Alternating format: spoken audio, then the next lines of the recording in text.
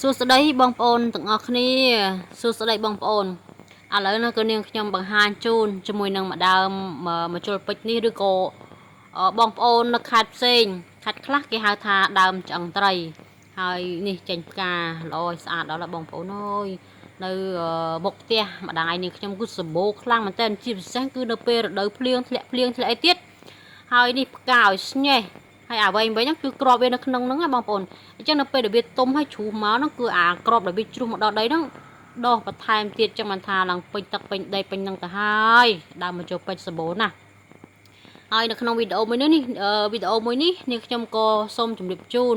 ពីគុណប្រយោជន៍ក៏ដូចជាអត្ថប្រយោជន៍នៃដើមមកចូលពេជ្រសម្រាប់អ្នកដែលគាត់កើតពកតាមកដៃតាមដៃកញ្ចឹងកឬក៏ខ្នងឬក៏កកូតឬក៏កន្លែងណាក៏ដោយបងប្អូនមកទួខ្លួនឲ្យតែមានដុំពករឹងគេហៅថាដុំគិះហើយដុំគិះនេះគឺអត់ឈឺទេបងប្អូនហើយវិធីងាយនៃការដែលបំបត្តិដុំគិះនេះគឺស្រួលមែនទែននឹងដើមបញ្ចូលពេជ្រហ្នឹងដល់យើងមិនចាំបាច់ទៅចំណាយលុយបងប្អូនខ្លះគាត់គិតថានេះខ្ជិលទេពតបឯងវាគ្មានអីអស់ចាជាងពេទ្យទេទៅពេទ្យក៏បានដែរគេវាអស់យ៉ាងច្រើន80000ឬក៏100000នោះគឺរួចហើយបងប្អូនប៉ុន្តែគាត់ថាមួយទៀតយើងខ្ជិលឲ្យអស់លុយច្រើនណាយើងប្រើវិធីងាយធម្មជាតិតាមបែបបរមបុរាណយើងហ្នឹងគឺដើមមកជុលពេជ្រនេះឯងយកស្លឹកវាបងប្អូនមិនមែនយកដើមណាគឺបេះស្លឹកវាហ្នឹងយកទៅទំពា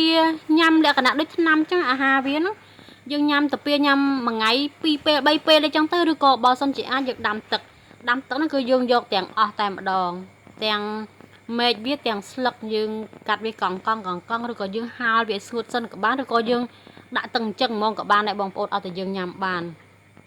ដាំទឹកញ៉ាំលក្ខណៈថាដូចទឹកតែអញ្ចឹងយើងញ៉ាំទៅមួយថ្ងៃប្រហែលដងក៏ដោយយើងញ៉ាំដូចទឹកសុទ្ធទឹកតែយើងទៅភ្លេចខ្លួនបងប្អូននឹងជាបាត់ដូចគេបេះអញ្ចឹងហើយជា100%បងប្អូនណានេះគឺនាងខ្ញុំចាត់រំលឹកដែលសារមានបងប្អូននៅក្នុងស្រុកភូមិឬក៏អ្នកដែលគាត់ក្រៅភូមិរបស់ខាងម្ដាយនាងខ្ញុំនោះក៏គាត់តែងតែមកសុំមកកាត់យកតែម្ដងបងប្អូនឥឡូវយើងគ្រាន់តែដោយសារខ្ជីយើងច្រើនដែរដល់ពេលអញ្ចឹងទៅគឺឥឡូវវានៅនេះបើតាមមុនអីគឺគ្មាននៅទេបងប្អូនអើយកាត់ផងដកផងយកទៅអស់ហើយអ្នកម្ដាយនាងខ្ញុំគាត់ចិត្តល្អណាស់ដោយសារគេដាំទឹកញ៉ាំទៅវាត្រូវដោយសារយើងខ្ជិលដល់ណែកុំឲ្យចំណាយលុយអញ្ចឹងណាបើសិនយើងគិតថាលឿនយើងចង់ឲ្យបាត់ភ្លាមទៅពេលតែគេវាតែមួយខ្វាច់ពីរខ្វាច់ហ្នឹងរួចបាត់ប៉ុន្តែយើងត្រូវអស់លុយ80000 100000ឬក៏5 100000តាមដែលពេទ្យគេទាអញ្ចឹងទៅប៉ុន្តែបើសិនយើងគិតថាវិធីសាស្ត្រងាយនេះយកអាហ្នឹងហ្មងទៅបងប្អូនហើយមួយទៀតហ្នឹងគឺបន្សាបអំពើអ្នកដែលគាត់ត្រូវអំពើគេអ្វីវ័នមួម៉ៅច្រើនឬក៏ក្រុមគ្រួសារអាសាឆ្លោះទាស់តែងគ្នាហ្នឹង